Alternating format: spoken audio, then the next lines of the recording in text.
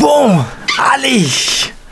Oui les gars, ça peut vous paraître bizarre parce que vous dites il est chaud là la frite. Oui mais c'est normal, je tourne la vidéo, on est dimanche 23h.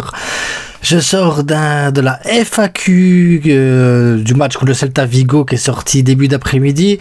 Il y a eu le live du match du Real Madrid. On a fait un deuxième live derrière pour parler un peu du Barça, la crise, et tout. On a parlé un peu de tout, c'était super sympa. Et maintenant, bam, j'enchaîne directement pour l'avant-match contre Brest. Alors restez là, parce que Brest, les gars, c'est un morceau quand même.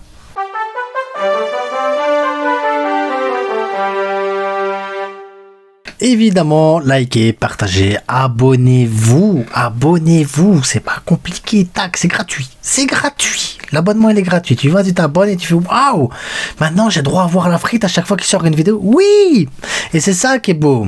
N'oubliez pas, pareil, vestiairestore.com. Pouvez vous faire plaisir avec des maillots du Barça ou d'autres clubs si vous voulez, avec des trucs moins 10% avec le code promo LAFRITE, livraison offerte. Si vous avez des questions, allez sur Instagram et je réponds à vos questions avec plaisir, même si c'est pas pour ça, hein. Si vous voulez aller sur Instagram, si vous avez des questions, je réponds quand même si c'est pas sur le vestiaire, on s'en fout.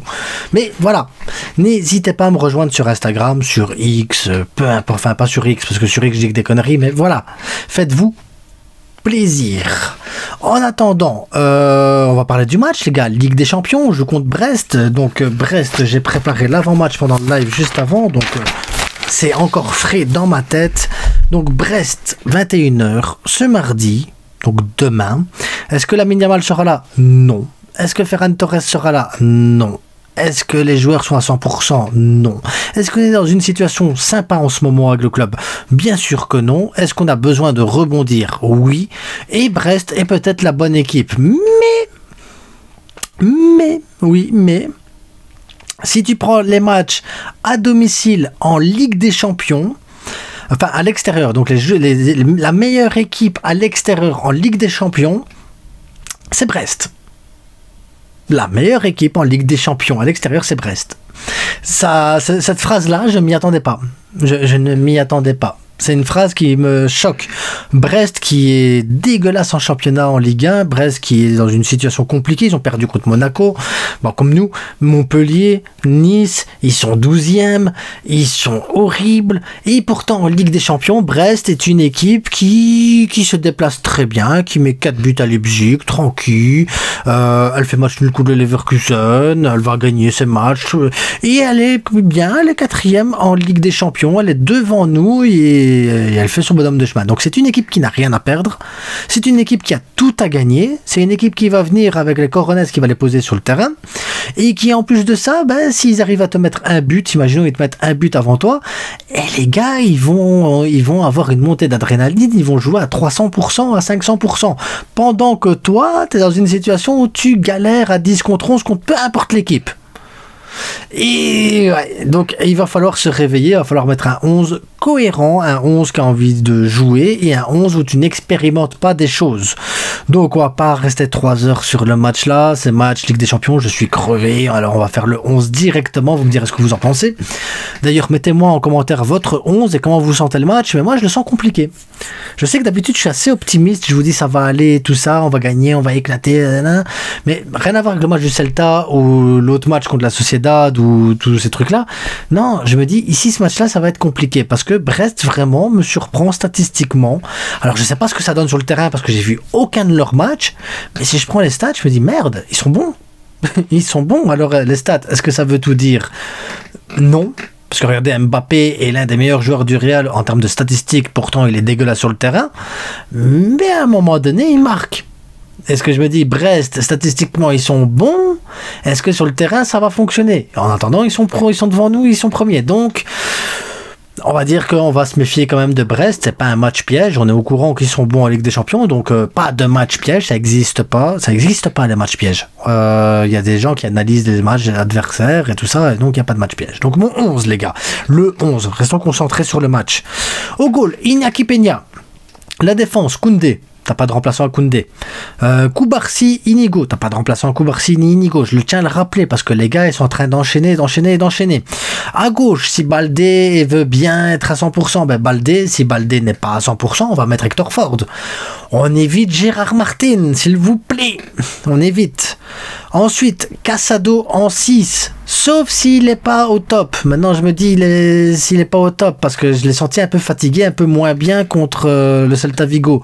Est-ce que c'est l'accumulation entre le début de saison, le fait qu'il vient d'une division 3, il cumule tous les matchs, il vient de jouer aussi pendant la trêve avec l'Espagne, il y a tout ce truc-là qui cumule. Est-ce que le garçon a le bagage physique pour pouvoir enchaîner encore? Il ne faut pas cramer non plus les joueurs.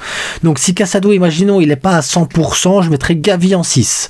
Et pour l'accompagner, Pedri en 8. Que ce soit Casado ou que ce soit Gavi en 6, je mets Pedri en 8. Je le mets nulle part ailleurs. Pedri en 8. Hansi Flick, on fait quoi? On le met en 8. Voilà.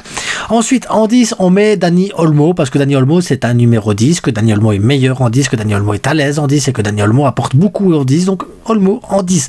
On n'expérimente rien, on arrête d'expérimenter, on met les joueurs à leur poste. Koundé à droite, Koubarsi, Nigo, Baldé ou Hector Ford, voilà, c'est leur position. Peña gardien parce que c'est un gardien. Casado c'est un 6, on le met en 6. Pedri en 8 parce que c'est un 8. Olmo en 10 parce que c'est un 8, un 10. Et on met Rafinha à gauche parce qu'il est plus à l'aise à gauche et il est plus performant à gauche. À gauche, il est très très fort. À droite, il est juste bon. Mais à gauche, il est très très fort. Donc on va mettre Rafinha à gauche pour le mettre dans les bonnes conditions. Lewandowski en numéro 9. Et à droite, bah, tu mets un Pau Victor. Voilà, tu mets Pau Victor à droite. Comme ça, bah, t'expérimentes que le côté droit. T'expérimentes qu'un seul poste. Et si ça fonctionne pas, tu mets un autre joueur. On s'en fout.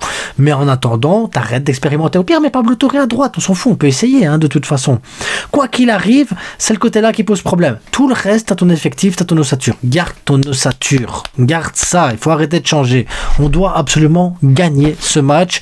Parce que si tu gagnes ce match, ben, l'air de rien, ça va aider, j'ai envie de te dire. Ça va aider. Je vais prendre tout de suite le Barça. On va jouer contre Brest. Les statistiques, ça donne quoi? Tout. On va se mettre là. Voilà. Hop. Brest. Classement. Pourquoi il faut remonter tout le temps? Hop, Liga, on passe en Ligue des Champions. Et donc, imagine, tu gagnes, donc tu as 9 points. Si tu gagnes contre Brest qui a 10 points, tu es sûr d'être déjà devant Brest. Donc, tu passes à la 5e place. Mais après, le Sporting, Liverpool, Monaco ou l'Inter qui sont devant toi peuvent aussi perdre des points. Et donc, tu peux aussi passer devant eux. Donc, à un moment donné, il faut aller chercher les points. Surtout que ben, tu vas avoir Dortmund encore à jouer. Donc, il faut se battre, les gars. Il faut se battre quoi qu'il arrive. On doit aller chercher les 3 points. On doit battre Brest parce que normalement dans la logique, dans un monde logique, t'es censé les battre, même si ben, en 2 matchs ils ont mis 6 buts à l'extérieur et ont pris un seul but dans les matchs à l'extérieur. Tu te dis ça reste Brest, ils sont bons mais ça reste Brest, on est censé gagner, les gars. Donc ça va être compliqué mais on va gagner ce match. Il y a moyen. Normalement, on devrait y arriver, j'espère. Donc dites-moi votre pronostic en commentaire, dites-moi ce que vous pensez de mon 11, que ce que vous feriez à ma place, ou à la place de Flick surtout, c'est vraiment à ma place on s'en fout au final, mais à la place de Flick, et on se retrouve pour le débrief à chaud, mardi soir, parce que là ben, je vais me poser maintenant. Donc je vous souhaite une bonne nuit, peu importe si c'est l'après-midi, je m'en fous. Bonne nuit à tous, et à mardi soir. Ciao.